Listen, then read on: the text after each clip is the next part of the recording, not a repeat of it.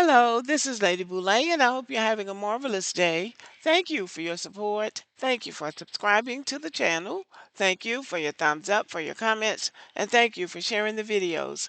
Thank you for all you do to support the channel. And yes, we are commanded to love one another, whether we want to or not, or whether we agree with each other or not. And that is something that Black Americans, descendants of slavery, FBA, Israelites, Moors, and whichever one I left out. This is for you. This is for us. We need to love each other and we need to leave each other alone if we can't love each other and not do each other any harm because we have plenty of enemies out there. Do you know that the other races of people bond over anti-blackness? Now, y'all already know this, but I'm just saying it for emphasis. I listen to a number of YouTube channels, and even now Africans are asking that question. I listened to an African YouTuber named Cindy's Villa. She did a video a few days ago about people just randomly bringing up black people just out of nowhere, out of the clear blue sky, bringing up black people. She said, "What is this? They talk about black people. It's like an obsession." Yes, it's an obsession because that's all they have going for themselves. They don't have any kind of unifying culture. All of these Latinos, they bond over anti blackness. I'm going to say the Asians do, but to a lesser extent. On platforms where I see an Asian doing clickbait by saying something to try to antagonize black people, more often than not, other Asians will come in and check that person. Now, Asians do a better job of that than anybody. Nowadays, with white people being so afraid of what Donald Trump is doing, they are coming out now talking about the anti blackness in their families. Like, we don't know that. We've been around them the longest. We know they bond over anti blackness. All of these other groups of people, Indians, they'll come in talking about the anti blackness in their communities. All of these people are trying to bond with white people over anti blackness. I don't believe they care anything about black people, but they think they're impressing white people because they know white people have anti blackness. They know white people bond over anti blackness. So these other groups of people, I think they think that they can get in closer with white people if they say anti-black things or try to talk about how their family members are so anti-black. And they're being discriminated against too. Remember when COVID hit and the Americans, especially Donald Trump, blamed it on the Chinese? The Chinese turned around and blamed it on the Africans rather than stand up for themselves and stand up to the Americans and say, "You're lying.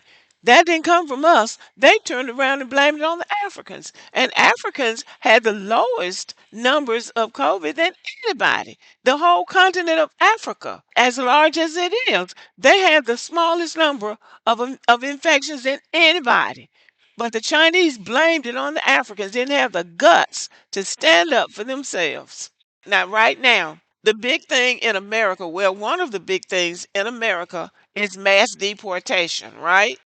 A lot of that is geared toward Hispanics or Latinos, the people coming out of South America, Latin America. A lot of that mass deportation is for them because every time a group comes up that Donald Trump is targeting this group or that group, those Latin American countries are going to be involved in that. El Salvador, Venezuela, Guatemala, Mexico, Cuba, they're going to be at the top of the list. I just saw a video that said that there was a visa restriction or something on all 54 African countries. Well, Africans are not the big immigration groups. They're here illegally too, but they're not the majority.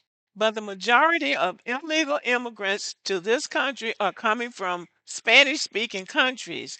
And for some reason, people in the United States are trying to make them into some big ethnic group, but they are not really that. Those people are culturally diverse. They are from countries who have different forms of government and economic systems. So they even speak Spanish differently because when I taught at a middle school in Georgia, we had children from all over the world in our school.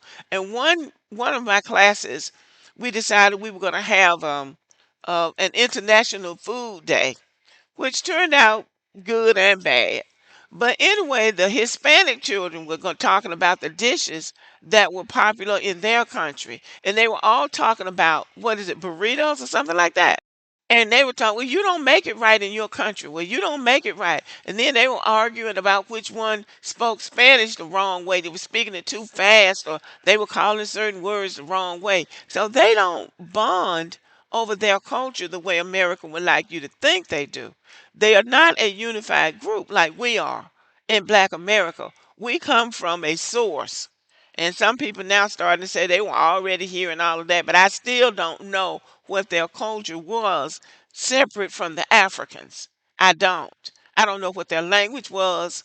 I don't know what their customs and traditions were, but I know what the ones who came out of Africa were. So I'm just saying, they for all that talk about we're native and we're this, I still don't know what their culture was because they ought to still have their language. They ought to still have their own music styles. Then they start trying to claim what the people who admit they came out of Africa did. And then they start saying, well, you didn't come out of Africa. We were already here. So then it gets into a circular argument. But back to my point, we still have a unifying culture. We still have a unifying culture. We have a history and a culture and experiences that we recognize in each other and validate in each other. If somebody says, this happened to my family in Georgia, somebody in Texas is not going to say, well, no, that's not what happened. They're not going to say that because they know they're probably telling the truth. So we have a unifying culture. White people do not have a unifying culture. So they bond over their anti blackness. I have said this before. They can be the most dorky, nondescript white person in the country or in a town. And they can go to a party. But if they go to that party dressed up in blackface, everybody's going to be happy and that person's going to be the hit of the party. It's going to be so funny. If they say something about black people or start mocking black people, it's going to be so funny. That's a unifying feature for them because they don't have a unifying culture. I still don't know what their culture is for real, but they bond over anti-blackness and trying to mimic black people. Our way trying to take our culture and make it theirs, except for the black face. But they want to do blackface. They want to tell racist jokes. That's how they bond. It could be a racist joke. Cause I taught at a school in Georgia. I taught at two middle schools in Georgia. One of them was 98% white. And the big thing with them is to tell a racist joke, a nigger joke. Let's put it what it is. Let's just call it what it is. That's their big thing. They can be dumb, they can be stupid, they can be broke, they can be degenerate, but if they tell a nigger joke, that's going to put them at the top of the line with that particular group of white people. And I don't think it has anything to do with their economic status. I think they all think that way. And that's how they climb up in society by validating their anti blackness. So when I saw on a YouTuber's channel the other day about some Mexican children or some Latinos in California spelling out a racist statement in their gym, because that's all they bond over too. And this person was talking about it. I'm thinking, well, ain't you married to one of them? So you would know how they are better than anybody. But my point is that these people, all of these other groups of people, bond over anti blackness. Latinos and Asians can bond over anti blackness. Indians and white people can bond over anti blackness. Africans bond over anti black Americanness. So we are able to unify cultures over their hatred for us. So that is why I continue to say to you, we are commanded to love one another. If you don't like somebody, stay away from them. If you don't like black women, don't date black women, don't marry black women. If you don't like black men, don't date black men, don't marry black men. And do that with the understanding that if you don't like any black man or any black woman, there's something wrong with you. Leave them alone. You don't have to get out here and trash them because all you're doing is giving the other groups fuel to turn on black people. And then you're going to be the main one wondering, well, why they talking about black people? Hell, because you talked about us first. That's why. That's why. So anyway, y'all, we are commanded to love one another because all these other groups of people are bonding over their hatred for us. And listen to Sister Deborah on the Redirecting channel. She does come from the scripture. She sticks with the scripture. And sometimes the stuff that she says is scary. I acknowledge that.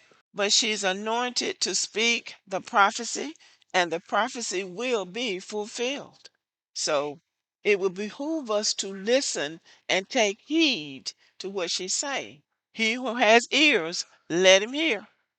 Let him hear. Because now everybody else is panicking, and we ought to be centered because we have put in our time.